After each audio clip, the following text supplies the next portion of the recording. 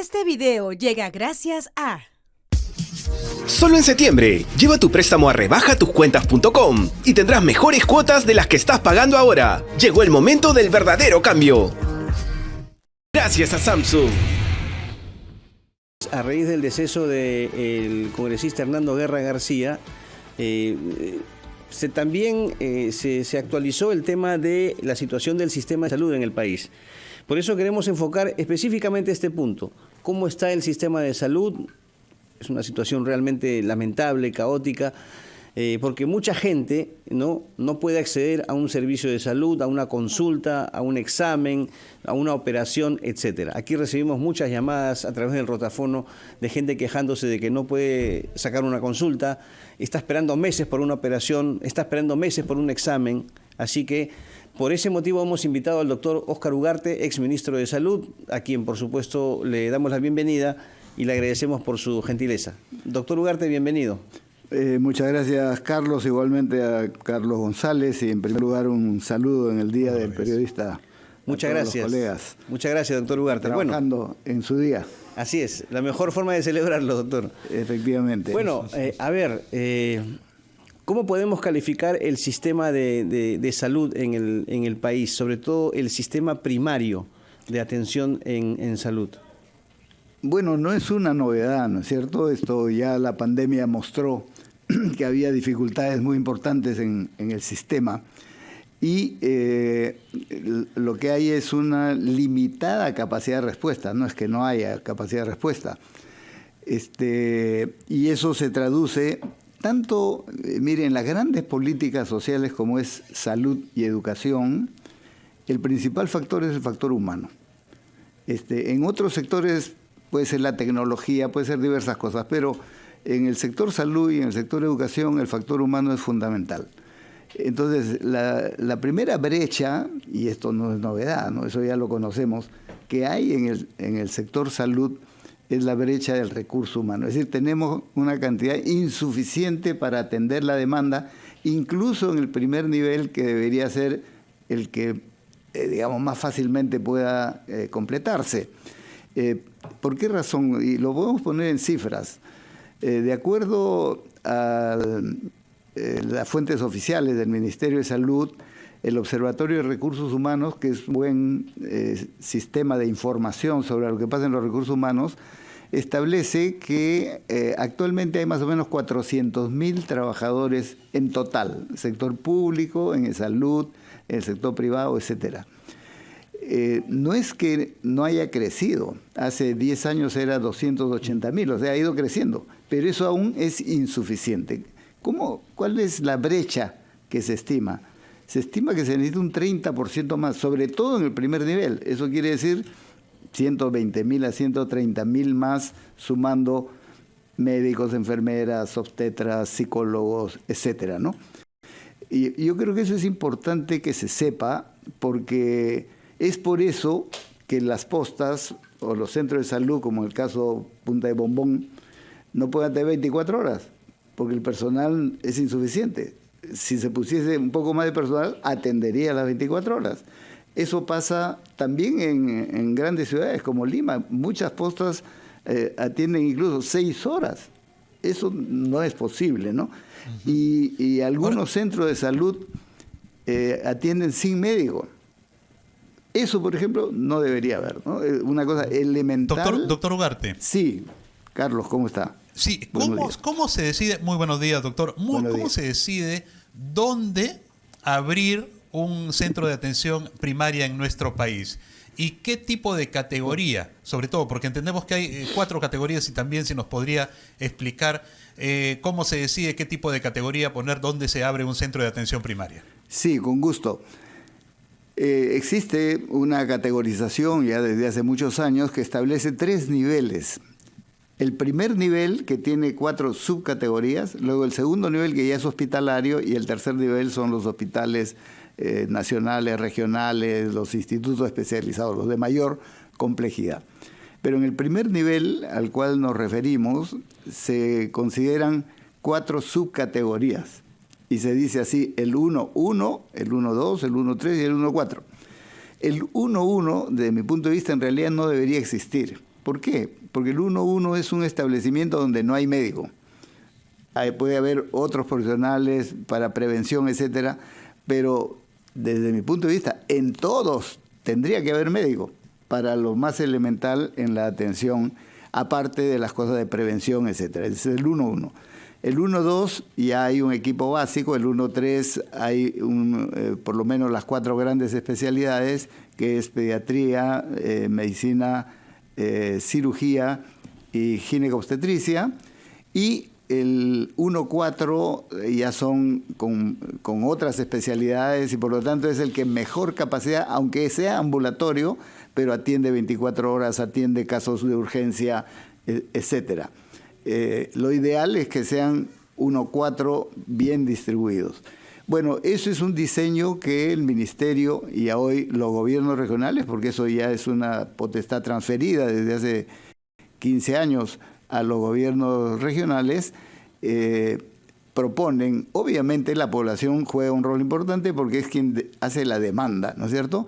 Es en función de eso que se planifica y se piden los recursos.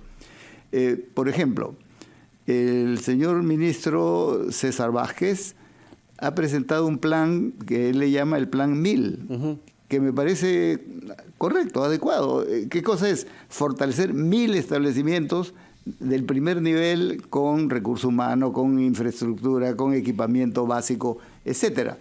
¿De qué depende eso ahora? Y vale la pena esta reflexión.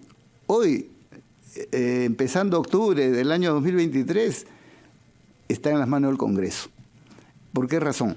Porque el presupuesto general de la República para el año 2024 ya ha sido presentado al Congreso. Por lo tanto, el Congreso puede decidir aportar los recursos que requiere este plan que ha señalado el señor ministro, con recursos humanos, con equipamiento básico. ¿Qué requeriría, por ejemplo, ese puesto de centro de bombón, como muchos en el país? A propósito, doctor Ugarte, el decano del Colegio Médico ha planteado una reforma sanitaria, sí, ¿cierto? También. Ahora, ¿qué aspectos o cuál debe ser la estrategia para el logro de esta reforma sanitaria? ¿Qué pasos debe seguir? Yo creo lo primero, y creo que ahí no hay discusión, es el primer nivel de atención, fortalecer el primer nivel de atención. Y como decíamos, ahí la principal brecha es recurso humano. Por lo tanto, hay que ampliar las plazas para fortalecer con médicos, con enfermeras, el recurso humano. El Centro de Salud Punta de Bombón requeriría una cantidad de recursos humanos igual a los que tiene, que creo que eran 4, para tener las otras 12 horas. Y estaría atendiendo las 24 horas, como debería ser en la mayoría de los centros de esa categoría 1-3. Atención 24 horas. ¿Qué debería tener? Un equipamiento básico, por ejemplo, un desfibrilador. Si el problema es un problema cardíaco, el médico debería estar capacitado para aplicar el desfibrilador y producir la reacción necesaria. ¿Qué debía tener? Una ambulancia para poder transportarlo al hospital de mayor complejidad. Pero además, algo que no es nada del otro mundo, y ya la pandemia demostró, un sistema de telemedicina. De tal manera que el médico de repente no conoce todo, obviamente, pero se conecta con el hospital regional, en este caso el Honorio Delgado de Arequipa, y le orientan en cualquier momento de las 24 horas del día cómo hacer. Son cosas elementales.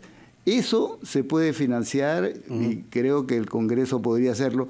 Y algo más, hay un proyecto de ley en la Comisión de Salud que en realidad, discúlpeme, la caracterización es nefasto. ¿Por qué? Porque pretende eliminar los incentivos para trabajar en el SERUM. Y el SERUM es el que aporta la tercera parte de los profesionales en el primer nivel. Si eso se aplica, se va a mermar la cantidad de recursos humanos y eso sería un error. Esa es otra responsabilidad que está en el Congreso y que creo que está a la mano para fortalecer el primer nivel, como solicita el decano del Colegio Médico y lo señala el ministro, fortaleciendo la prevención y la atención básica. Doctor Óscar Ugarte, le voy a pedir por favor que nos espere unos segundos, vamos a ir a una pausa, vamos a escuchar a los anunciantes de RPP y luego regresamos para seguir conversando sobre la realidad de las postas de salud en nuestro país y la atención médica primaria. Volvemos.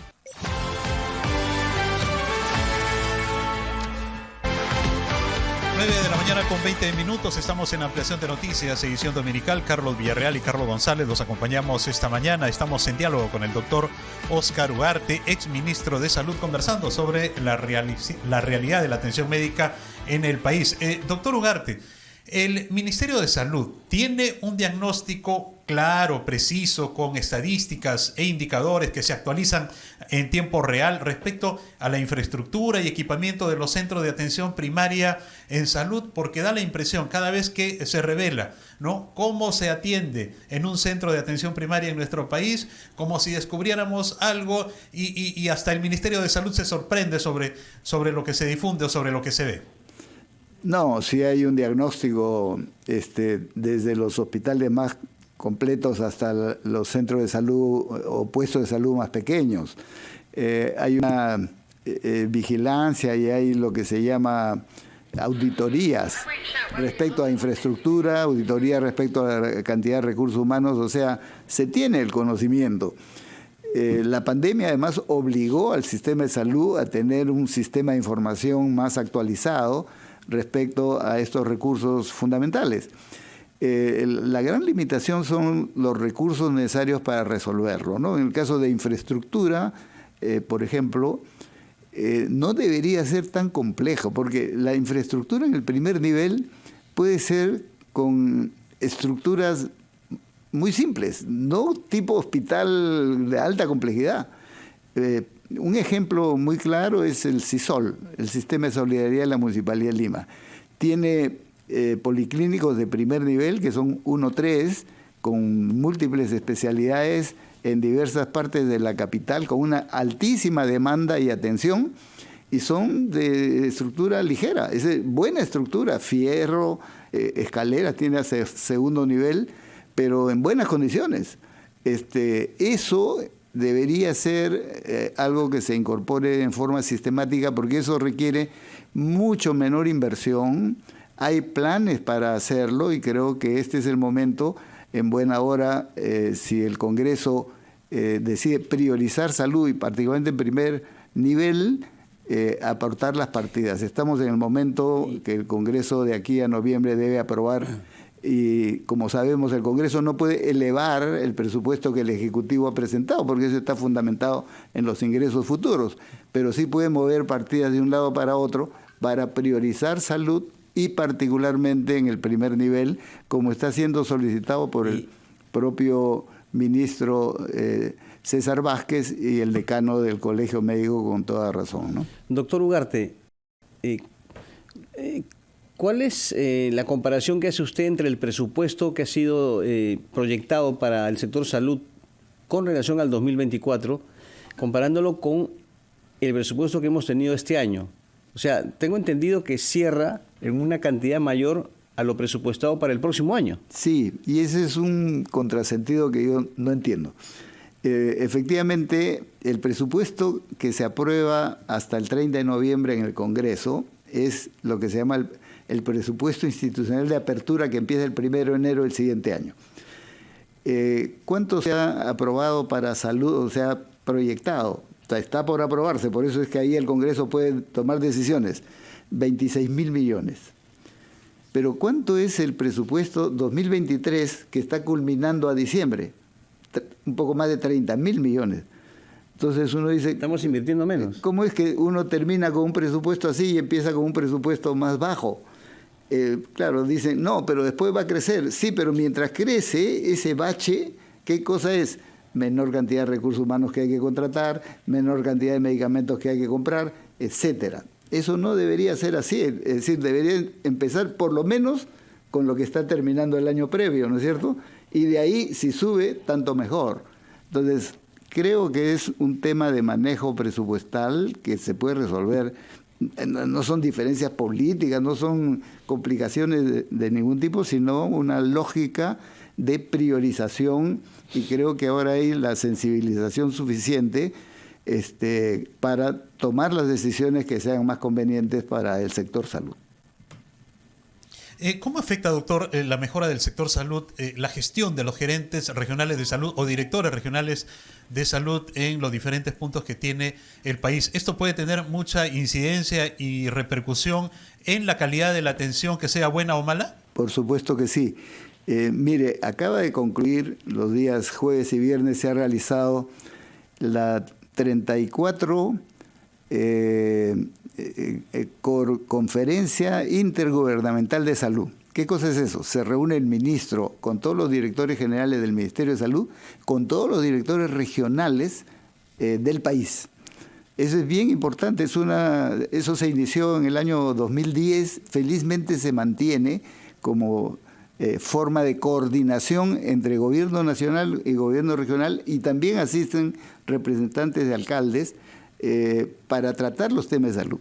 Uno de los temas que se ha tratado ahí, por ejemplo, es la necesaria capacitación de los dirigentes regionales. Recordemos que la mayoría ha empezado este año, ¿no? El año 2023 ha sido un año de cambio de autoridades, no solo de los gobernadores, alcaldes, sino también justamente de los mandos técnicos importantes, los gerentes.